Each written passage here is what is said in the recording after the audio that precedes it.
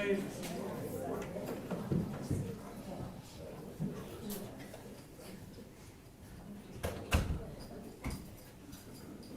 All right, have a seat.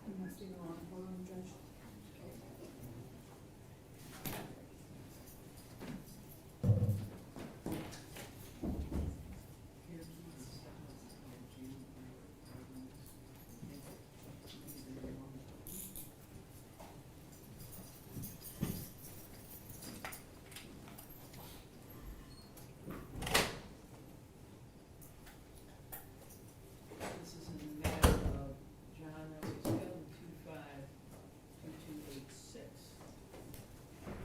Just a few housekeeping matters. Please, everybody, make sure your phones are on mute or turned off. Please do not take any photos or use your phones to record in any way, shape, or form. If any of you are a subpoenaed witness, you'll need to wait in the hallway, and please do not discuss your testimony with anyone else, even after you testify. I believe that we left off yesterday with Donna Galloway. Ms. Galloway, come on up, or Pastor, whatever you want to be.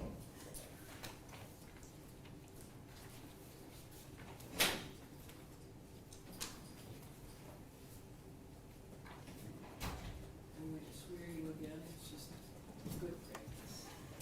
Other. You solemnly swear to tell the truth, the whole truth, and nothing but the truth, so help you God. I do. Please be seated, give your full name for the record.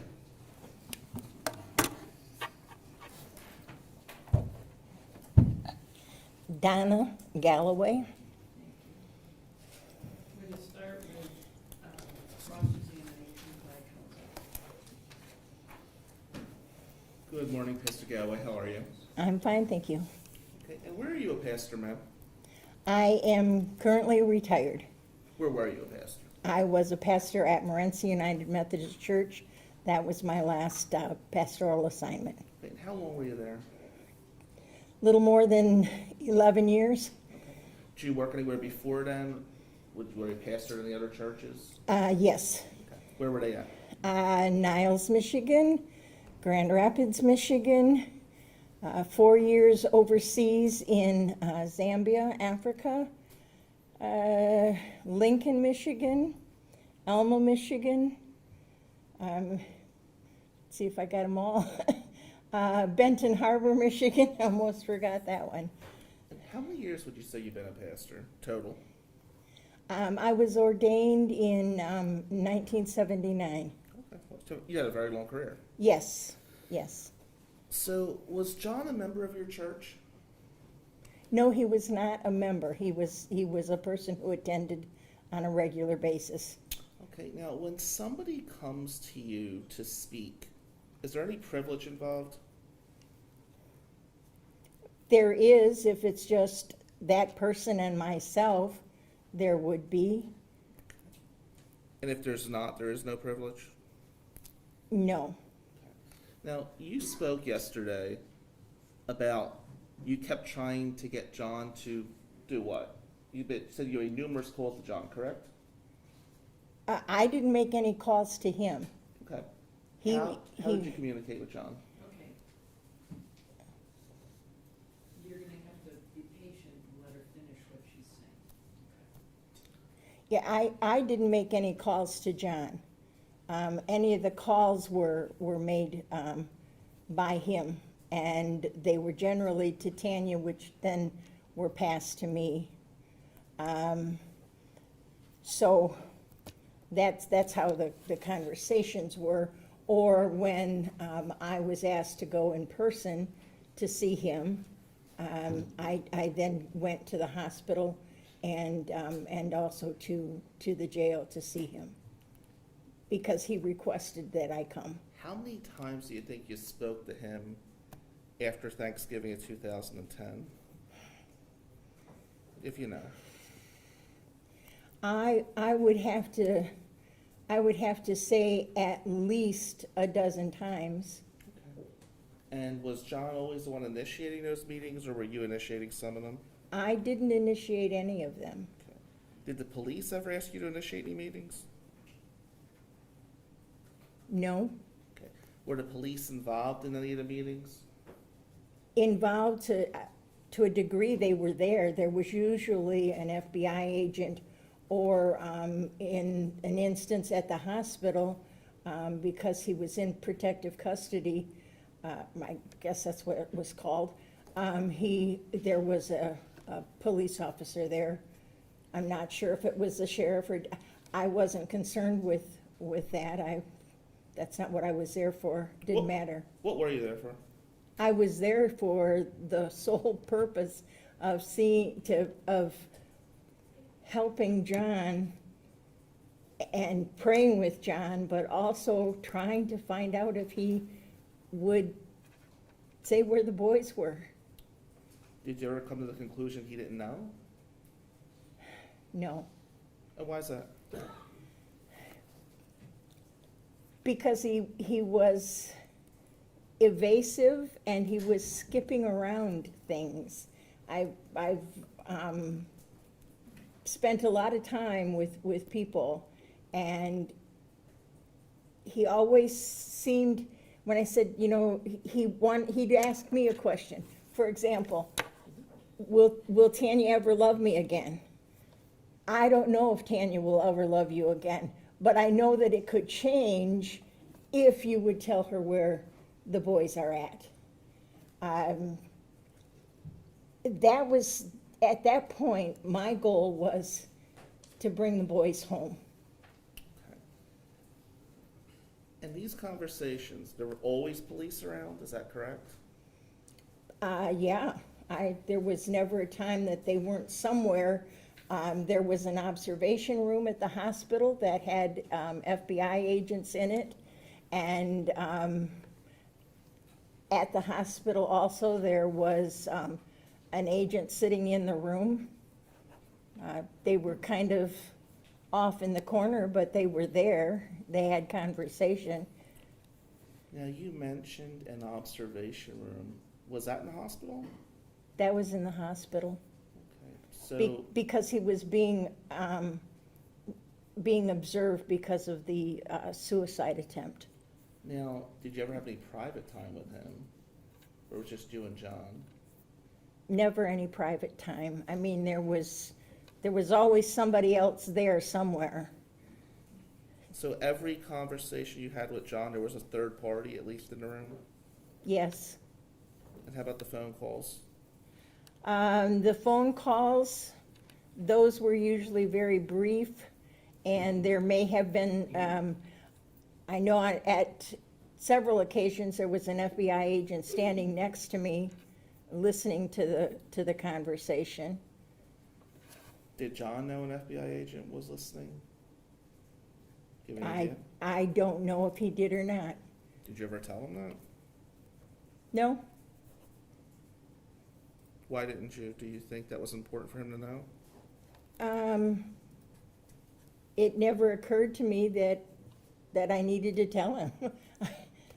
He called to talk to Tanya, not to talk to me, and now he's talking to me, so.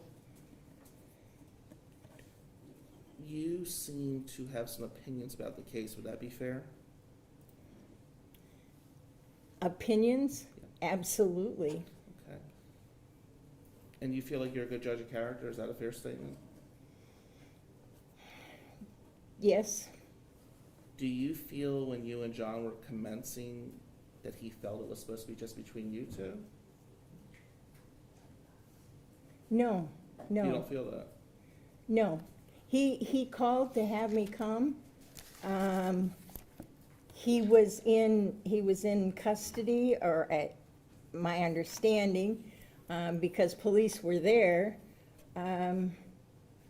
But I talked to him as if it was just him and I, but I was aware that the agent was in the room, and as he had to have been, because he was sitting there in a chair. Do you think with an FBI agent in a room, he would be able to have a comfortable conversation with his pastor? Your Honor, I'll object to the cause for speculation on the part of the witness. I think it does. As if she thinks. She could say yes or no, Judge. I understand that, but we know that there was somebody sitting in the room. Whether she perceived that it was comfortable, that really is not relevant. She went ahead and had a conversation.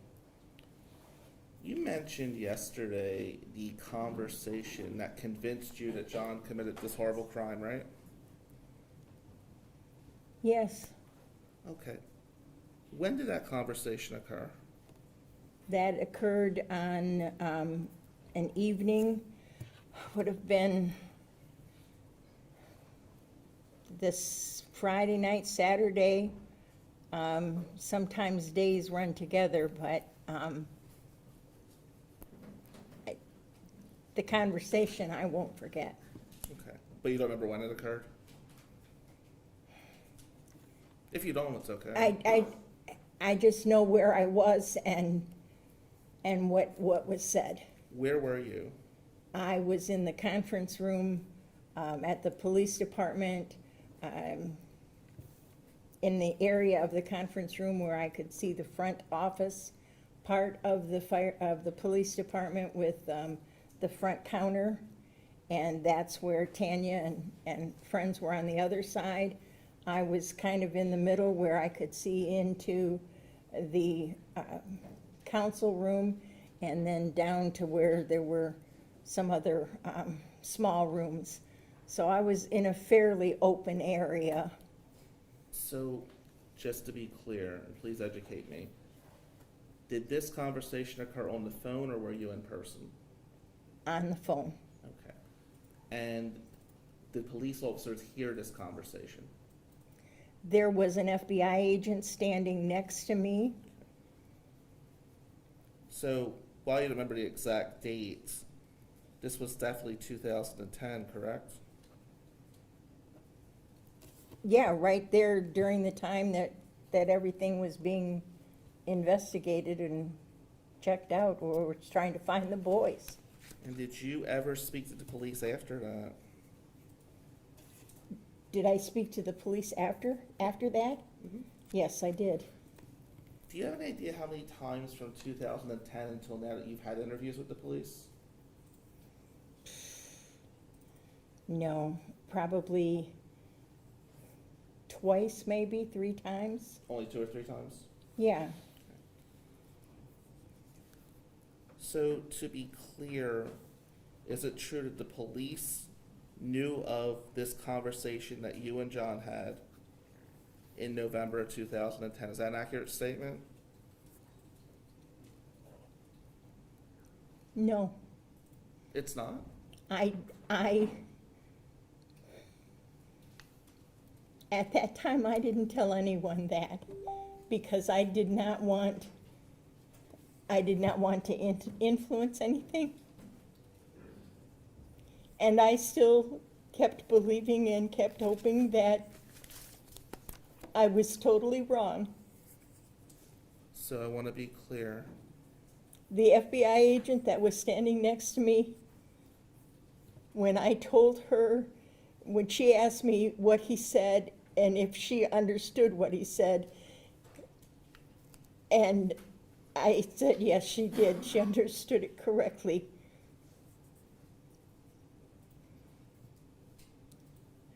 We sat there on the floor and we cried. So to be clear, I understand this is a touchy subject, it's tough for you. Did you tell the FBI agent what you and John discussed in November of 2010? that he said if, Okay, I'm gonna back up because I think this is an important and salient point. You said that there was an FBI agent standing with you. Were you speaking on just the phone or on the speakerphone? on just the phone, just the phone. And was she able to hear the conversation based on what your She could hear, yes. She could hear parts of it. How much she actually heard, I don't know. After she heard at least parts of the conversation, did she ever question you about the conversation? No, And did you tell any other law enforcement about this conversation? Your Honor, I'll object to can we put a time frame on this, Mr. Amadeo? Sure. And from the time you got the conversation, time you allegedly had the conversation, until the end of 2010, did you share this information with law enforcement? Other than the FBI agent who was on the floor with you? I may have told Larry Yes. Weeks, Larry Weeks? but Larry never interrogated me. We were more just supporting one another in the situation. What do you mean by that, Pastor Galloway? I mean that he never interrogated me. He didn't say, okay, we're gonna talk official. We're gonna, it was, example, he called me one day and asked how I was doing and if I'd gotten any information. You know, people were calling all the time, offering, I don't know how many psychics I talked to who called and said, oh, I know this, I know that, and I just ignored those. I did let Larry know if somebody told me something that could make a difference, but there was never any real interrogation. It was more supporting and encouraging each other to just keep moving along, to do what we could do for each other and for our community. There was a lot of talk and gossip, and people had this idea and that idea, and between he and I think we helped to keep things a little calmer than what they would have been had we not done that. So during the investigation, would you say that Larry Weeks was more of a friend than a police officer in this process?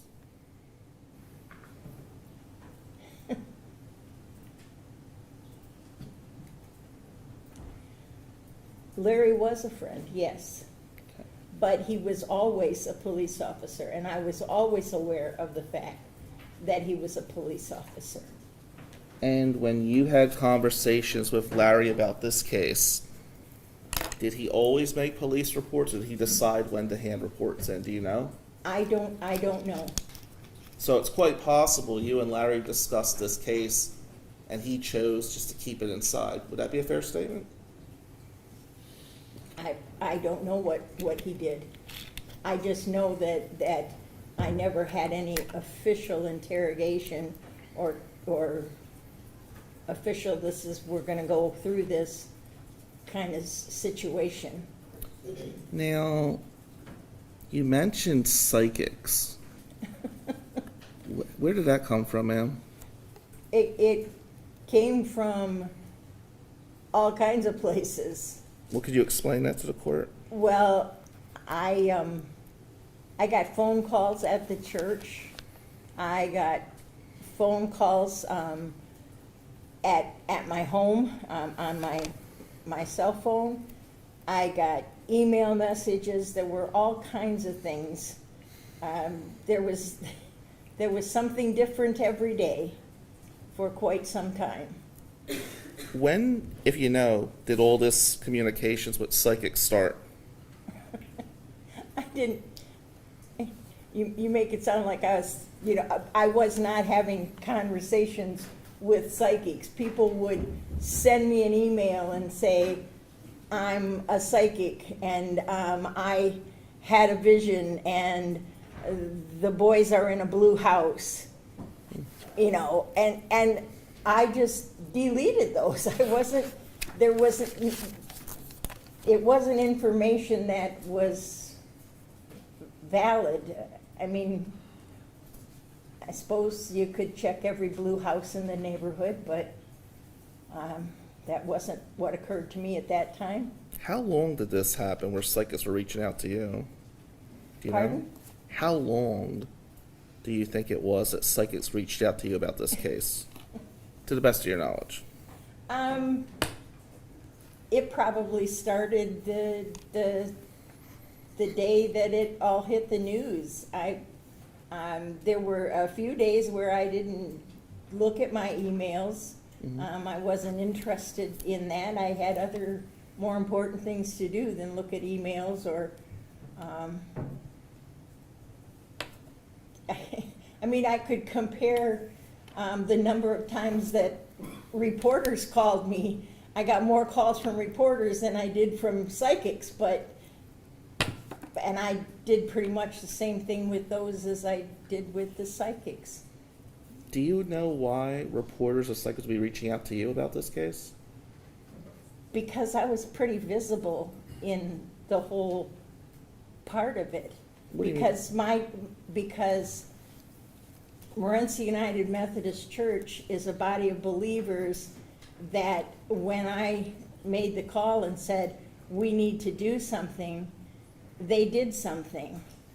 They made food and soup and things and came to the fire department to provide whatever was needed for the searchers.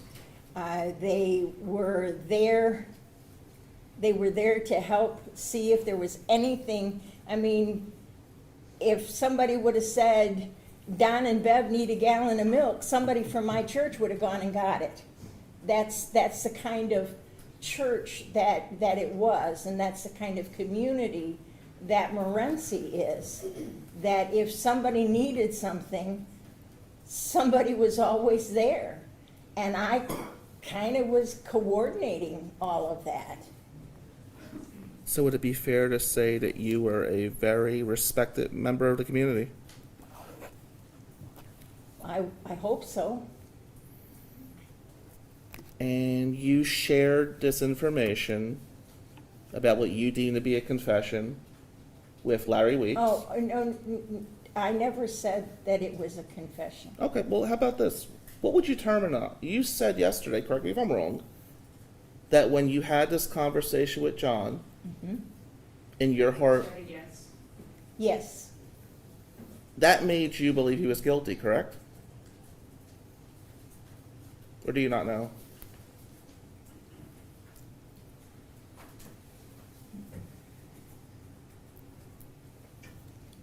when he told me,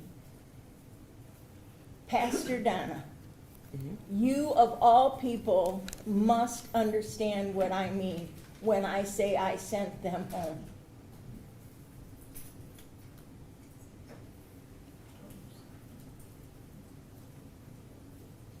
That, at that point, that was when the hope and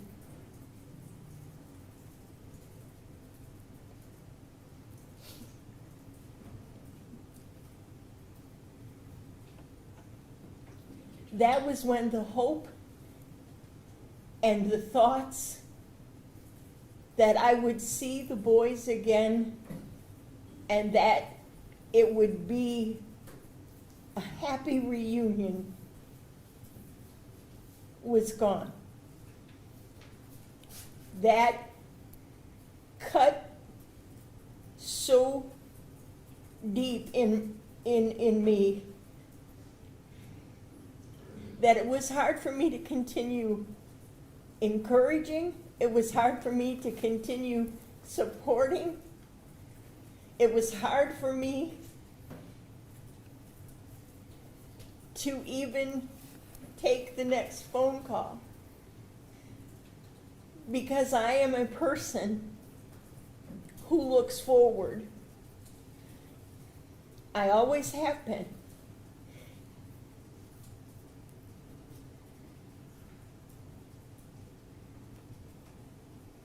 And at that point, when I say I sent them home, you should know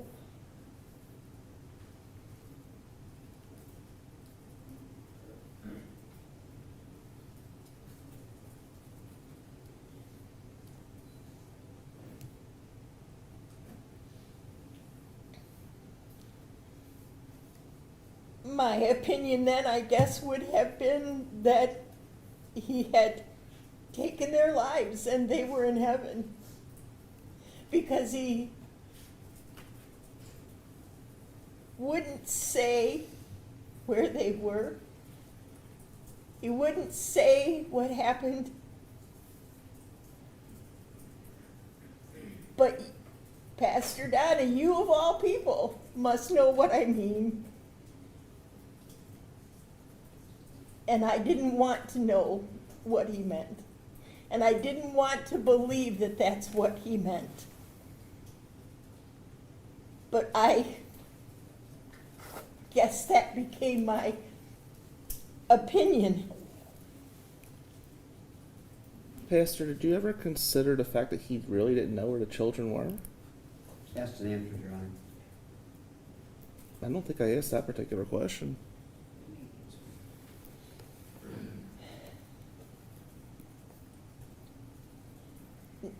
No.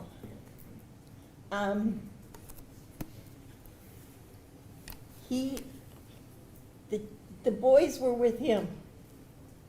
They were with him, and then they weren't.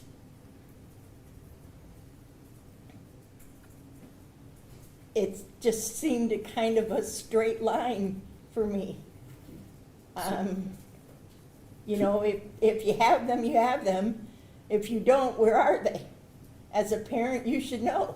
So respectfully, at the risk of being repetitive, I just want to be clear.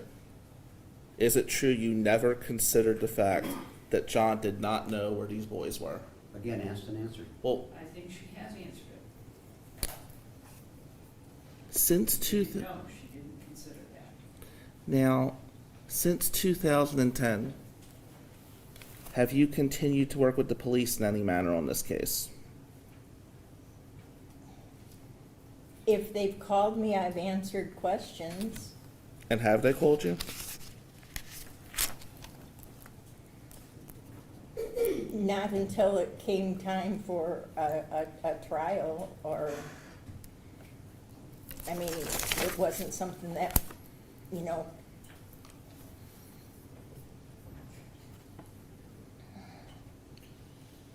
When did the police reach out to you again before today? Do you remember? It was the sergeant, and it was when, around the time that John was coming up to be released.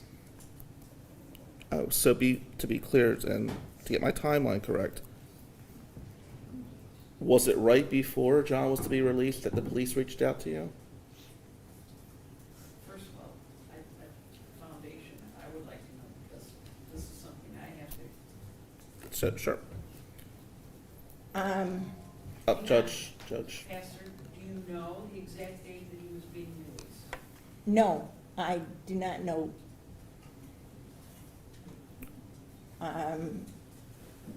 Just got a phone call asking if I would be available, and I said I would be available no matter where I was, yes. Well, a few minutes ago, Pastor, you said it was right before he was released. How did you know he was about to be released? Do you remember that? I read the newspaper, I keep track of things. Did you and the police ever discuss him getting released from prison? No. So, based on your knowledge about reading the newspaper, you knew when John was getting released. Is that a fair statement? Yeah, not necessarily the newspaper, mostly on, I read the stuff, Michigan news online. Do you remember how long before you believed he was going to be released the police reached out to you, if you had to ballpark it? No, I don't. Okay. And what was the content of the conversation? You don't have to get into specifics, but what was the general theme of the communications with you and the police before John got released from prison? Just that, they wanted to review some things in the case, and would I be willing to come and speak with them? And did you go meet with them? Well, no, I didn't. I ended up speaking, to them from the phone. I got as far as, at that time, I lived in Escanaba. Is that Michigan? Yeah, that's I never- Michigan. never Yeah, heard of in the UP. It's the metro area. I'm sorry. Yeah, yes, that would be. Yeah, so I was living in Escanaba at that time. I got as far as my daughter's in Kalamazoo, and then went to a birthday party where I fell and injured myself, I'm sorry.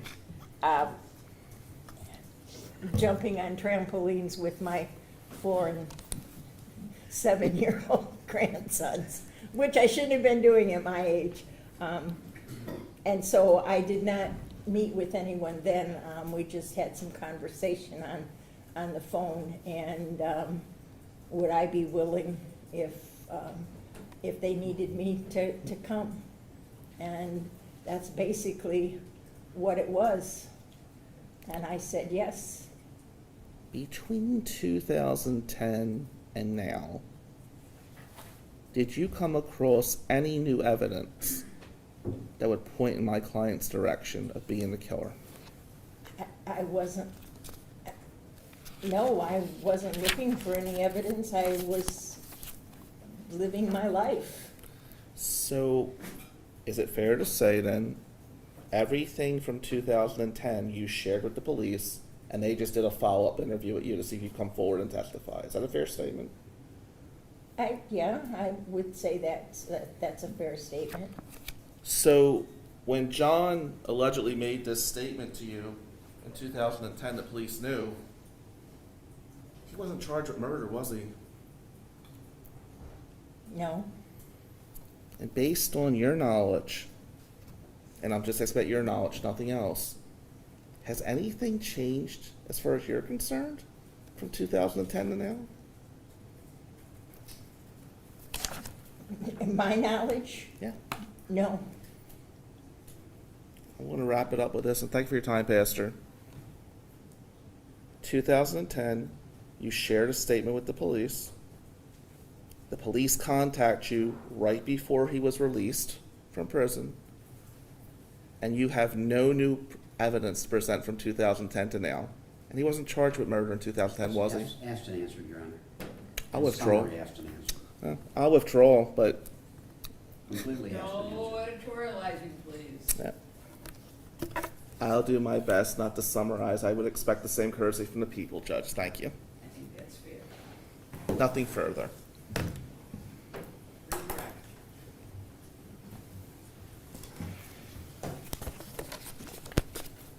So recalling yesterday's testimony just a bit, okay? Okay. You hurry home from Hubbard Lake area on Thanksgiving, after Thanksgiving on the 26th, and you indicated you arrived at Don and Bev's house that evening. Yes, It was at that first evening that a phone call went to Tanya that you picked up? yes. Did you pick it up, or how did you get the phone to you on that occasion? Somebody handed it to me. There were a lot of people in the house. There was a lot of things happening. So that conversation occurred, and that was at Don and Bev Zuver's home. Yes, And later that night, that's when you go to the hospital? yes. Okay. You testified about that, you're in the room, there's a police officer or an FBI agent in the room with you. Right. The phrase you used was protective custody. That's what I understood. Okay, so you're there for a while, Yes. and this would be on the evening of the 26th? Late, Is that a yes? Yes. late in the evening, right? Yes. Okay. All right, the next day, you find yourself at what you called yesterday was the command center. Right. Tell us what the command center is. That was the police station. There was a conference room. There was some smaller spaces, some smaller rooms, office. Just your typical small-town police station. And that's where the phone call occurs that triggers you sliding down the wall and then crying on the floor, Yeah. that you've spoken about several times. Yes. Okay. Now, Mr. Amadeo asked you a question about whether or not you consider that to be a confession. And I guess I want to ask you a question more of a religious nature. By confession versus admission, am I getting on the right track here? You tell me.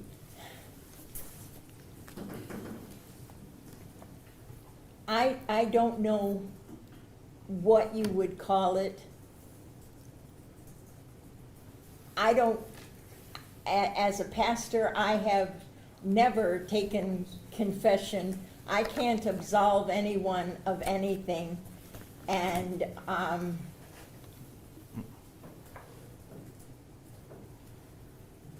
if he had used specific and graphic, that may have been different.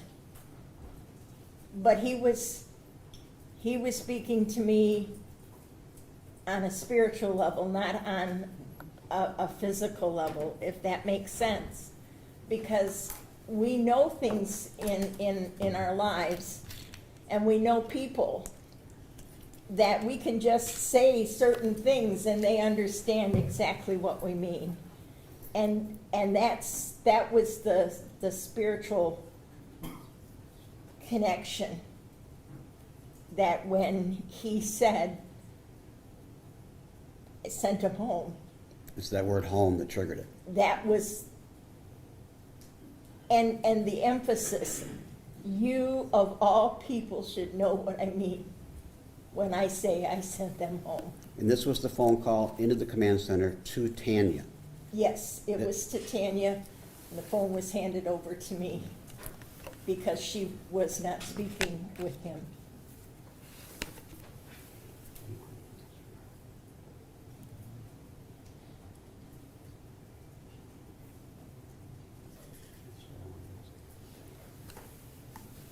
So subsequent to that, those three segments of time, the phone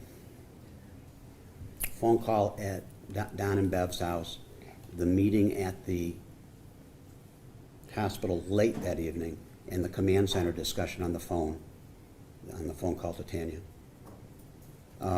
Do you recall speaking to a special agent by the name of Scott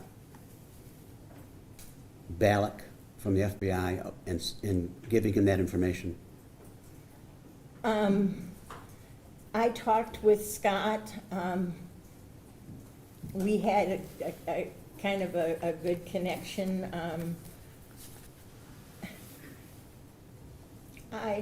I'm sure I probably said something, but that specific conversation, If I would show you the summary of the police report, would that help refresh your memory? that might do that. Money, that okay? May I approach, Your Honor? You may. While you're reading this, make sure you read it just yourself. It's fairly long.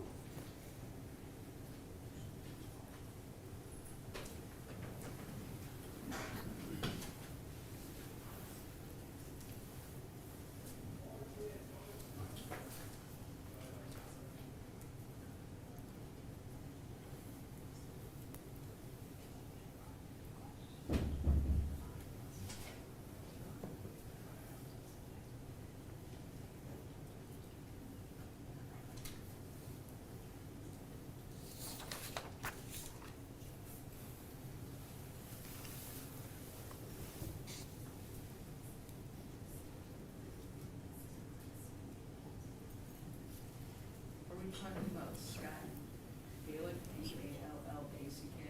I believe that's correct.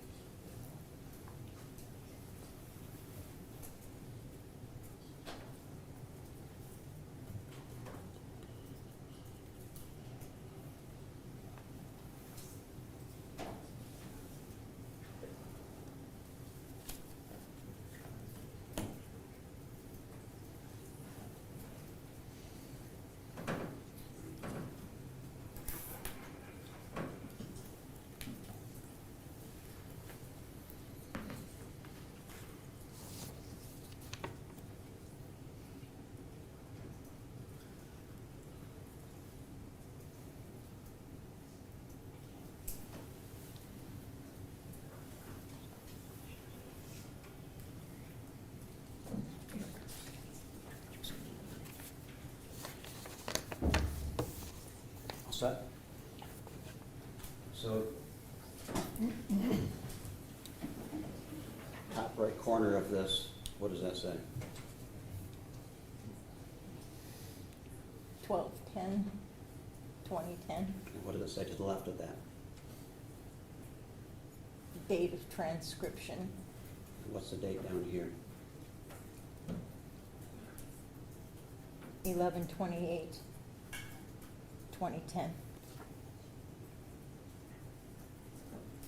And did we spell Mr. Ballack's name correctly? I believe so. Thank you. I have no further questions, Your Honor. Just a couple, Judge. Galloway, what hospital did you visit John at? Do you remember? Was it one, multiple?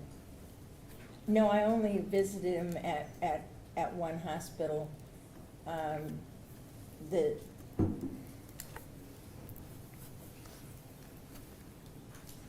I don't know if, I think it was Toledo, but it may have been Wasion. And you mentioned spirituality.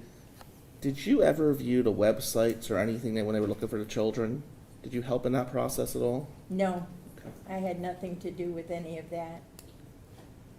And you said you've been a pastor since 1979. Is that correct, before you retired? Yes, Were you close with members of your church?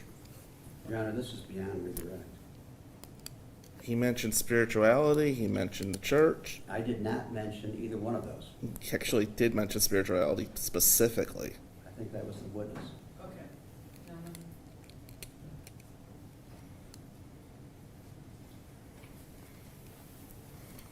Spirituality was mentioned in one of the questions, an issue of how she perceived the conversation. I don't know that the church was mentioned, but to the extent that it connects up in some way, I will allow it. If it does not,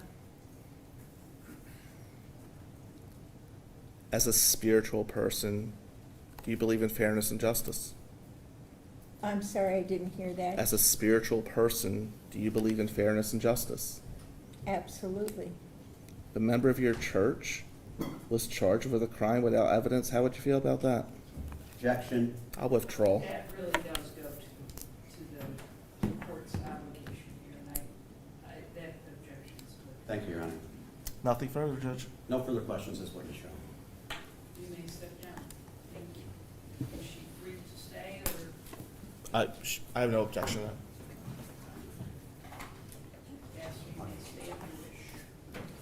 You may call your next witness. The people would call Frank Kramick, I'm not sure.